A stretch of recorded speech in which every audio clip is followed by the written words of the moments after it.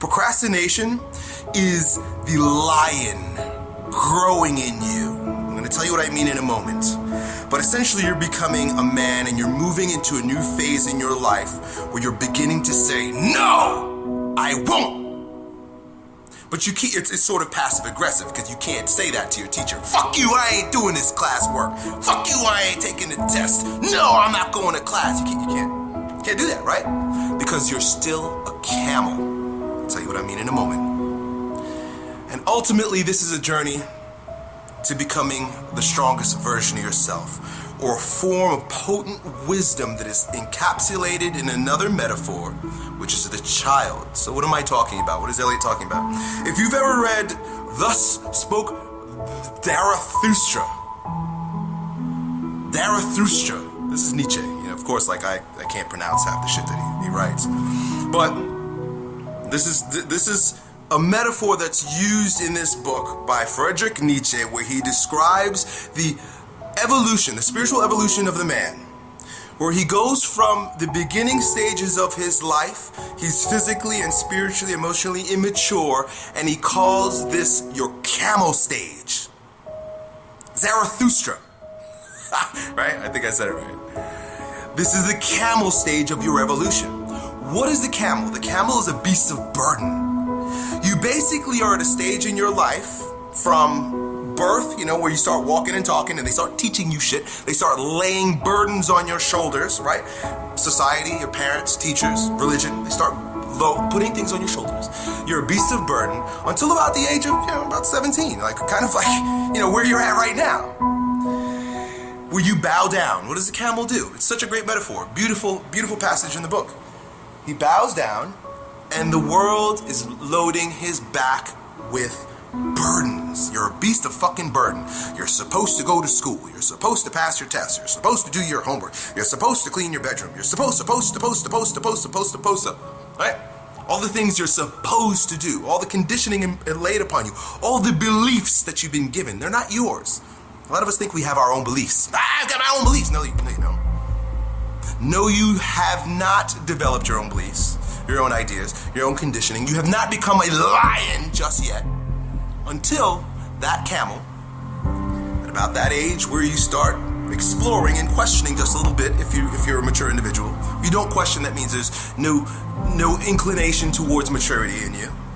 But most of us in this day and age with the internet and so much ideas being proliferated, that of course we're going to mature, right? I'm hearing all this other shit and I'm asked to do all this stuff here. What's going on? So you're about 17 years old.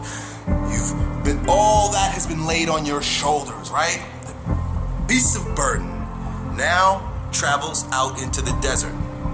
This is the world. You're going to either go to college, you're going to go and get a career, but essentially you're now sort of free, right?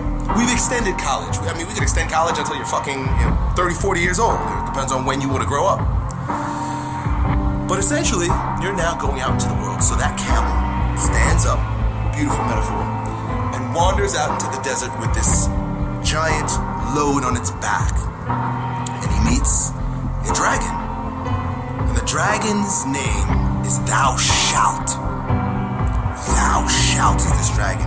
And on every one of his little pieces of dragon scales, there's a Thou Shalt. There's a belief. There's an admonition. There's something that you're supposed to do. All these supposed tos that the world tells us is all over this dragon. Here comes this dragon. Thou shalt. Thou shalt. And you're carrying this burden that the world has laid upon you. And it is your responsibility as a maturing individual to slay that dragon, because one of two things will happen. You either bow down and you continue to live your life as a beast of burden, and you allow Thou Shalts to control you. So now that dragon rules your life. A lot of us live that way. Or you slay that fucking dragon. This is kind of where you are right now. All that procrastination is because you feel this anxiety between, all this stuff is being laid upon me, but I really don't want to do this. You're out in the desert right now. You're sort of out there, and you're meeting this dragon. Thou shalt, thou shalt. Your responsibility at this point and I know it's your responsibility, this is your plight because you're asking me this fucking question, is to slay that fucking dragon.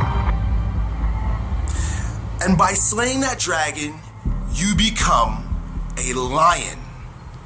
And that lion's name and his attitude is I will and no.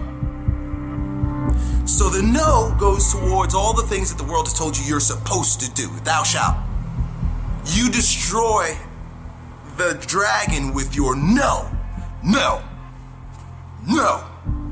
See, right now you can't do it that way because you're still living in the confines. You're still bowed down. But you're about to get up. You're still bowed down as that camel, but you're about to get up. Remember this, my friend, that now, as you're walking, as you're on your own 4 feet as that camel and out into the desert, and at this point, no one can do this for you. Your parents are not there for you anymore because you're becoming a man. Your most powerful position against the dragon of thou shalt is your no. And once you slay that dragon with your no, you begin a new journey in your spiritual evolution as a man. And that is your I will. Now, how many of us even make it that far? That become a man of I will. Now you go out there, and the lion is completely hysterical. He's rebellious, he's angry. He wants to tear everybody's heads off. And he just uses pure will. That's why his new power is called I will. You're living out of this part of your body right now. This is where your will is. Of course, I'm talking about other things, but follow me. This is your heart. This is your breathing. This is your solar plexus. That which combusts and manifests in your body does so in your life. Now it's the will. You build up your will. You go out there and you do whatever the fuck you want to do. You go and you choose the type of woman you want, you choose the type of career you want, you choose the type of business you want, you choose whether or not you want to go into business. You decide you want what type of poetry you want to involve yourself in, type of art. You go out there now and you exert your will the way you want to. And thou shalt has already died, so you do it out of your own sense of purpose and strength. And this is where you'll be for quite a while. And this is where you'll find your greatest successes and your deepest hurts. When you become that lion and you need to go through it.